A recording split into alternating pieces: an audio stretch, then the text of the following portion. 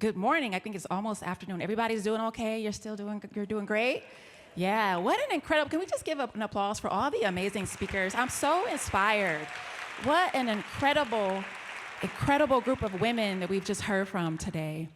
So we've spent this morning exploring this very important question around how do we build a future that actually works for women? Well, I want to challenge us to consider that question a bit more expansively, because there is no single future of work. There are many possible futures. The future is not a predetermined destination waiting for us to arrive. It's not fixed, nor is it inevitable.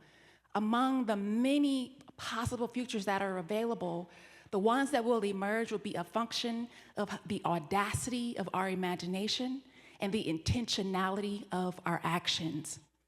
But the reality is, we're living in a time where radical imagination can be very challenging. We're living through this convergence of disruptions, but we've talked about quite a few of them already. We're living in a time of economic volatility, technological acceleration, and even social upheaval. So when we're in a moment like the one we're in right now, our imaginations can actually shrink. We can get in a space where we become more focused on maybe managing risk or only focusing on what feels near term and urgent, because our brains actually interpret this instability as a threat. We see that as a threat, and so we get in this kind of fear-based reactive mode. But it is in times like the one that we're in right now where we need imagination even more. The decisions that are going to be made in the next 18 months might determine the next century. So being short-termistic or having a narrow field of vision is actually a risk in and of itself in the times that we're in. And so we have to get to a space where we get beyond just bracing for what the future is and embrace our roles in actually shaping what it becomes. And one of the ways that we do that is we can get into spaces of proactively stretching our imaginations and engaging our thought and expanding our field of view. And strategic foresight is a great skill that any of us can use. You don't have to be a futurist to practice futures thinking. Strategic foresight is a fantastic skill. It's a practice of effectively exploring multiple possible futures and then using that exploration to make better and more informed decisions in the present. Foresight is not about prediction. It's about changing the ways that we relate to uncertainty so that we can get beyond maybe fear and approach it with curiosity. And it's through that curious mind, that greater openness of choices that we can see that are available to us, then we can get to a space of being more intentional about making decisions in the present that are more aligned with our long-term goals.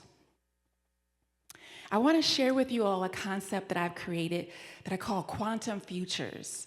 It's inspired by a combination of foresight mixed with a little bit of quantum physics. Anybody heard of the term quantum? We hear quantum computing is getting to be a buzzword. If you're a Marvel fan, you might have seen Quantum Mania. So quantum physics is a field that basically studies the way that matter and energy behave at the smallest possible scale, the most fundamental level where the basic laws of physics and the classical laws no longer apply. And I think there's something really incredible to learn from that idea around zooming in and really focusing on what are these fundamental forces that are going to have tremendous impacts on actual outcomes. And when we can identify those forces, then we can begin to open up the range of futures that are actually attainable. I want to talk about one future force that I think we can agree has been prevalent in the conversation today. And we've obviously talked a lot about technology, and that Dr. Rogers talked about the human in the loop importance of being human-centered even in AI. But I want to challenge us to go a bit deeper, because we have to also consider, how do people relate to technology within the context of culture? So let's unpack this question a little bit. We've heard a couple remarks very briefly earlier about what's happening in higher education. And so this is a great example of how perception and relationship with technology is influenced by culture. So as we know, technology adoption is ultimately a human act, but we have seen a lot of reports around professors and faculty there's a big divide on whether they feel it's gonna actually help us. Jen mentioned earlier about the effects on critical thinking. These are very valid concerns when we're offloading our skills to tools. But what I want to challenge us to think a bit differently about this question. I think part of the challenge is we're trying to apply a new tool to an old system.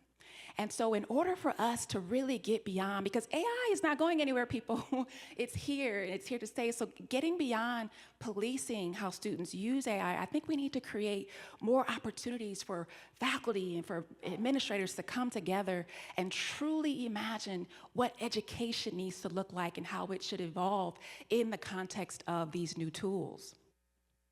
Let's look at another example. We heard a statistic earlier about this. I'm going to give you another report around the adoption of AI, specifically around women. So culture shapes adoption as well as opportunity.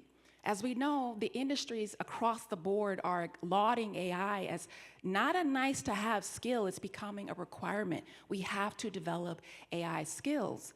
But unfortunately, this was a report that came out earlier, actually last year, from the Harvard Business School that talked about women are adopting AI at about 25% less than men. And it's perplexing because, well, it's like we know this is not an access issue. There's so many of these tools that are freely and openly available. What is the heart of this issue, why women are engaging less with AI? Well, one of the reasons was there's fears around privacy concerns, ethical concerns, valid, obviously a very valid concern. But there's also fears around perception. Women are afraid of, if they are known to be using AI tools, that people might call into question their own credibility, their own expertise. And as we know, women are judged more harshly and and critiqued more heavily than men are. So these concerns are not unfounded that women have. But we cannot allow ourselves to continue to just opt out of developing AI skills because unfortunately, we may be at a space where AI will contribute to the divides that we already experience in terms of advancement and even pay gaps. So we have to do more to get at this heart of understanding how do we not only shift the culture, but change our relationship with the tool itself. And so both of these examples illustrate for us technology by itself does not determine outcomes. You can have the most sophisticated technology in the world, but if it encounters a culture that is not ready to receive it, it will never realize its full potential. The ways that we relate to that technology within the context of culture is actually what has the impact. And so, if nothing changes, if all of these trends continue where we have this uneven adoption of AI, where we have our education systems that are trying to grapple with figuring out how to evolve the system or how to work within the confines of this new tool, and if we have a culture that continues to propagate these barriers that will continue to make women feel like they have to opt out or be resistant, then we are on a path of what's known as a probable future. If these trends continue, that means we're facing a future where we have even more inequity for women, where women are being paid less, where they have less opportunities. We might have a future where our higher education systems struggle to adapt to this world that is changing so rapidly. But probable futures are not the only futures that are available to us. There are futures that are known as preferred futures, which are a reflection of the actual values that we hold and the goals that we have for that long-term vision. But preferred futures don't arrive by default. They arrive first through engaging our imaginations and then taking intentional actions. And one of the things that I love about events like the one that we're at today is it's a beautiful opportunity for people to come together and to make sense of the data and what's happening in the world. But I think we need to go a step further. We need spaces for shared imagination. We need opportunities to come together and envision what does it look like in the next decade and what are the steps that we need to make today to make that an actionable future that we can actually work towards. And so ultimately, the preferred futures we will shift from probable futures to preferred, or we actually get to a space of aligning our values with intentional actions. So the future is already here. It's just not evenly distributed. And the work of quantum futures is about distribution. Who's already living in these futures that we want to inhabit? And what can we learn from them? Well, it begins with imagination. The answer begins with imagination. It will advance through strategy and design. And then ultimately, those futures will arrive through courageous and collective actions. So thank you all for being here today. And I want to challenge you again, as we were our amazing panelists that are, connect with someone, make a new connection before you go. Stretch your imagination. Think about an assumption that you might be holding about what is true today that may not have to be true tomorrow.